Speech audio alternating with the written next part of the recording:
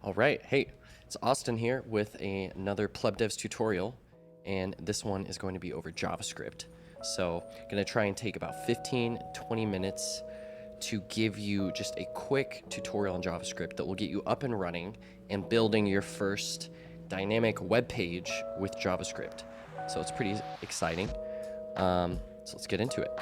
So Plebdevs is a app developer education community, basically trying to teach people how to code and set them up to be able to build apps specifically focused on Bitcoin and Lightning.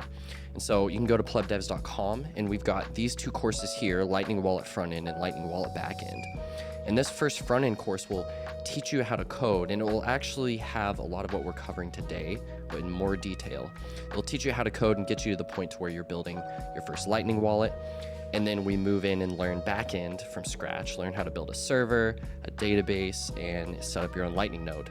So that's kind of the full journey, but this is just a small step on the journey. But hopefully in 20 minutes, we'll have you up and ready with your first kind of dynamic web page. So cool. And also, Plebdevs, we have a YouTube channel here, and you can see there's a tutorials playlist and playlists. And I actually did an HTML CSS tutorial last week. So that will be a good prerequisite to this one, because I'm going to assume you know basic HTML CSS in this one. Okay, let's get into it. So these are the links that you are going to need for this. I've got Replit. This is where we're going to be writing our code, and this is kind of the tutorial and the completed project for this presentation. And that same project also exists on GitHub if you just want to get the GitHub repo for that. And then this right here is the JavaScript docs. So I actually have all of these tabs open. So this is what we're going to be building today. And yeah, this is the repo, and you can see it has a very detailed README. And this README is describing all of the basics, let's zoom in, of the JavaScript language. So just use this as a reference. We're going to be talking about these things, but just use it as a reference that you could come back to, because we're not just trying to memorize all of this code. We're actually just trying to build something with it, getting it down, and then understanding it. And then you can come back to stuff like this, or of course the JavaScript documentation for reference once you forget something. Okay, sweet. So just starting off, like, how do you write JavaScript on your web page? So before, we might have written a basic HTML page, and we might have styled it with some basic CSS. But inside of the head of the HTML, which, remember, the head holds all the metadata about what your page is about. You can put the script tag inside of the header here, the head, and then this is a line of JavaScript. It just says hello world. It alerts the user hello world. So that's like the most simple example of how you can put JavaScript inside of your HTML page. Alternatively, people will put a script tag like this that actually points to a different file. Like this one is pointing to a file called javascript.js, right? So you can write your JavaScript in its own file and still import it in, or you can just write it inline, just like this. So pretty simple. Okay, cool. So let's talk about JavaScript and get into the basics. So basic data types is what we're going to start with. So data types is a concept that is in every single language, and JavaScript makes it pretty easy and pretty flexible to start, where normally other languages are going to be more strict, which is actually kind of a good thing sometimes. But we can see here, these are some different data types. So we've got numbers, A, B, C. So these are all numbers, but we've got a positive number here, a negative 100. We have a decimal here, 3.14, right? So those are all valid numbers. You can have a Boolean, which can be either true or false. We have a string here, which we got a single character string or a string with multiple words, right? And the string is just a sequence of characters enclosed in single or double quotes. So a lot of times when you're coding, you're mostly only going to be using these data types. Of course, there are many more, but this is kind of the 20% that you'll be using 80% of the time. Okay, so data structures. I remember when I was going to college, I dropped out, by the way, but when I was going to college, there was classes for like data structures, and I was like, oh, this sounds so sophisticated of concept, data structures. It's actually not that complicated. It's really just that there's some common structures in which we group up lots of data that is similar. So like here's an object, is what we call it in JavaScript. And we see there's a person, we've got curly brackets here. And then there's keys and values, right? So a key of name, and that name is Alice, the value is Alice, and then key of age, and that age is 30, right? So this might be a way that you would group data. It's a very common way. And there's different ways that you can operate on these data structures very, very simply with JavaScript. And that's covered in the README in the guide. So be sure to reference that. So that's our first basic data structure. And the next one is an array. So arrays are a list of things. It can really be a list of anything, but they're ordered, right? And so like right here, we're console logging numbers. So console.log is just a way to print something to your console to see what it is. And so when we say console log numbers of 0, we've got this numbers list. That 0 is basically pointing at the 0 index is what we call it, but basically the very first position inside of this list, because this list is always in the same order, right? And since we're programmers, we start counting from 0. That's the only reason it's 0 here. But yeah, that's how you would grab a item out of an array. And once again, just like objects, arrays have these what we call methods, basically ways to work with this data, list it out, change it, look at it, compare it. So all those things are possible. Next is functions. And so functions is super important. This is what most of all of your code is going to be written inside of. And so a function is an individual block of code that when you call it, it runs that block of code. That's it. And you can write one block of code one time, and you can call it as many times as you want. Or in this case, you can actually call it with a value, right? So let's read this. So we're defining a function with this function keyword, and the function is called greet. And greet expects a value called name. At that point, we just say hello name, right? We're just printing hello name. You could do a lot more inside of here, but we then call that function is what you would say. We call that function with the string of Alice here, right? So this is the concept of a parameter, or basically an input that you pass inside of a function, right? So we've got this block of code that we might need to run multiple times, and we might need to pass a value into it.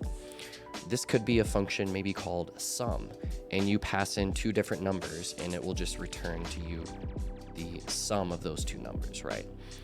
So function is a very generic concept, and once again, something that's in every single programming language. Cool, so conditional statements. This is the final thing that I'll just kind of talk about and cover, but there's much more in the guide, so definitely check it out. So this is just a way to check any kind of condition. So here we have a age that's defined. So const age. So that const is basically just saying that this is a constant value. It can't be changed. Const age equals 18, right? And we then have an if or else. So we can check with an if. We can check a condition. We can check if it's true. Is age greater than or equal to 18? We could say is name equal to Alice? Is name not equal to Alice? Right? And then we have an else, which will just catch any of the rest of the conditions. So conditional statements are really fundamental to programming. And at first, you'll probably be writing a lot of gross if else kind of code. But that's cool. That's a fun way to start. Okay, cool. So covered a bit of the basics. But once again, I just want to jump over here to show you, like, this guide, it's got all the explanations here. From variable declaration, which I kind of skipped over this, the idea that you can have a mutable variable, something that x can be changed, or you have a constant variable, y. It can't be updated ever. It's always y. So, you know, we might say const Bitcoin equals 21 million, because that number is immutable. It's never going to change. But we might say let block height equal 5, and that number will change. It will update over time. But yeah, so lots of explanations in here, and I also have a full explanation of our project that we're about to go through. So let's get into it. So we're gonna build a web page that shows the Bitcoin price, JavaScript. How exciting. This is one of my favorite first projects to do. Like when I'm picking up a new language, for example. Like this is one of the first things I did when I was trying to learn Rust. It was like, okay, can I get the Bitcoin price and can I show it? It's just a starter project and one that we can use as reference to then build greater and cooler things later on. So we're going to log into Replit and we're going to create a new HTML, CSS, and JS REPL. So Replit is just going to be our kind of coding environment where we can write code and run it and actually even deploy it very easily. Now, as I mentioned before, I have the completed project here and you have the link to it. But I'm going to go through the exact same steps that you're going through, and I'm going to create a brand new REPL. So HTML, CSS, I'll just give it any name, and we'll create it.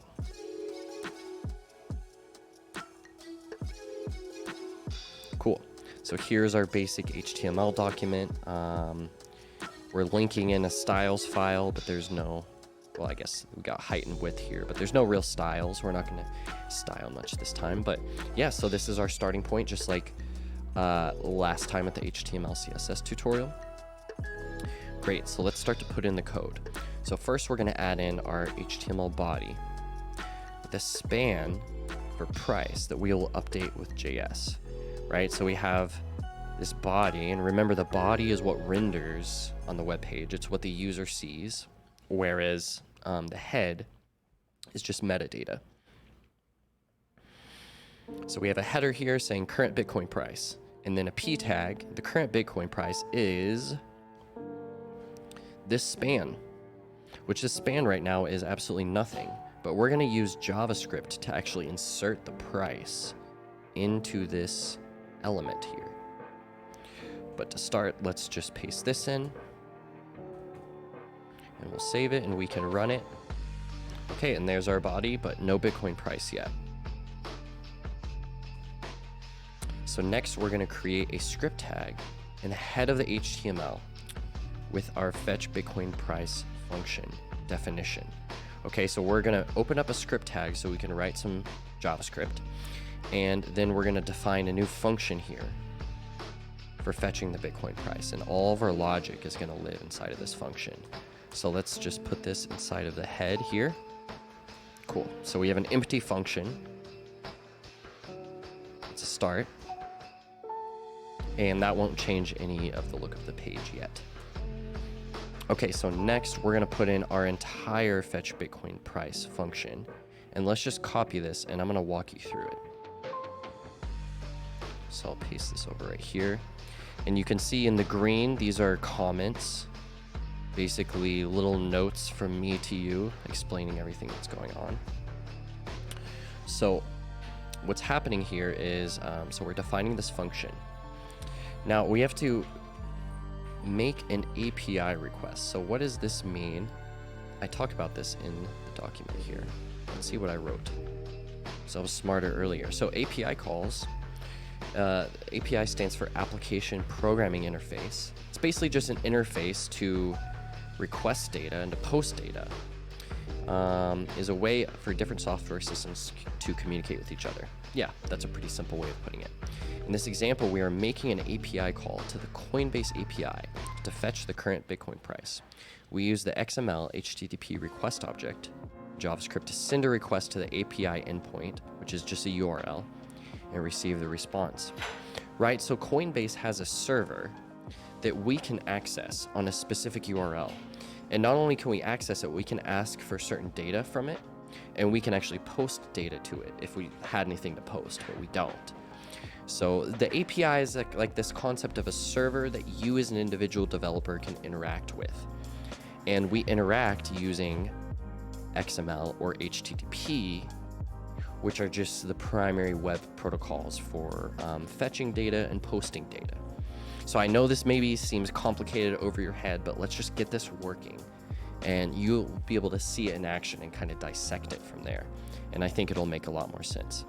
Okay, so we define this XML HTTP request. We define the API URL. So this is the URL I was talking about. This is one of Coinbase's servers that they're just putting out there for us. Oops. And I can actually copy this. And if I open up this link in my web browser. Zoom away and look what I get. I get data with an amount, a base, and a currency, right? So this is just raw data from their server, which it's not the nicest thing to look at for us as humans, but for us as programmers, it will be very easy to work with because it's in an object. So cool, so we define our API URL, and then we make a GET request, which is a request to get data, right? So we put in this big GET right here. And you notice this is just a function, right? This is just a function, but it's a function that was kind of built in that we didn't have to write ourselves. So we define the response type as JSON. If you don't know, JSON stands for JavaScript Object Notation. It's really just the common way of formatting data. So let's go back to our, so this is an object, right? And JSON is JavaScript Object Notation. So JSON really just looks like this person. It's curly brackets with a bunch of keys and values inside of it. But those keys and values can get very dense and complicated, but this is a simple example. So this is all that JSON is right here. So don't be intimidated by that. So we get the data, we define that we want the response type to be JSON. And then we have a function to handle the response of the API, right? So we check the status code. So status code 200 means it was a successful request. You might have heard of status 404. That's the one that everyone's familiar with. 404 error not found, right? So these are status codes from HTTP, and they're very standard across the web. So if we find a 200 here in our condition, we know that our request was successful. From that, we can get the response from our XHR object that we defined all the way back here. Get the response, and we will say that the Bitcoin price is response.data.amount. And how do we know that? Well, let's go back here. So we've got this whole thing as a response.data.amount. That's how we know. That's kind of how we go through the data and find the value that we want. Cool, so we have the Bitcoin price. And the final piece of this is we display the Bitcoin price on the web page. So we can access the document, the HTML document itself, and edit it with our code. So what we're saying here is document.getElementById price. So we're grabbing this element, and then we're saying .textContent equals $ plus Bitcoin price. So we're updating it in real time and actually changing the HTML in front of our user's face using JavaScript. So that's how JavaScript kind of expands all the capabilities of HTML and CSS. Because yeah, we can put down a static, unchanging website, but JavaScript lets us rewrite and re-render that website in a dynamic way, based off of whatever ways that we define as programmers. So cool, let's get into the last bit of code here. Yes, so call the fetch Bitcoin price function every 3 seconds, right? And this is what will actually make it dynamic, because every 3 seconds, we're gonna get the latest price and we're gonna put it into that price span. So this is where our function ended here. And then at the end of our function and right at the end of our script tag, we're gonna call the fetch Bitcoin price function every 3 seconds. And so this set interval is just something built in with JavaScript. It's a function built in with JavaScript where we can pass in this function that's going to be called and then a millisecond value of 3000 milliseconds, which equals 3 seconds. So let's copy this and I'll show you where to put this in. Right here at the bottom. So I'll paste over these lines. Okay, and there we go. So now we should be calling it every 3 seconds. So let's see what happens. I'm gonna hit run again, and this should work fully. So run, it's gonna take 3 seconds, grabs the Bitcoin price, and then in 3 seconds, ooh, it updates it. 1, 2, 3. Yep, there we go. Okay, so sweet. So now we have this dynamic website that we built, our first JavaScript function, our first API call. So that's a lot of information at once. So let's take this and run with it. You now have this working dynamic web app. And I highly suggest from this point, you take this, maybe work on your CSS and style it, maybe add some HTML here and build out more of a page. And then you can dig more into the JavaScript here and follow the guide and the reference I have here, and hopefully just take this simple example and be able to run with it. And a cool thing here on Replit is not only can we write our code and run it, but we can actually deploy it very easy. And static is what you'd want to do, because we have a static website essentially. And you can deploy this, I'm pretty sure, for free on Replit. So, you know, now you can make your Bitcoin price app here, make it all pretty, deploy it, and then show it to your friends and stuff like that. So sweet. Like I said before, we go into way more detail in the courses, and there's lots of videos like this for you to see on the Plebdevs YouTube. So take these basic JavaScript skills, get some practice in, rewrite this app, write your own app, and you will be set up to dig even deeper into our content, and of course just start to build apps of your own. So awesome. Thanks for watching, and catch us for the next tutorial. Later.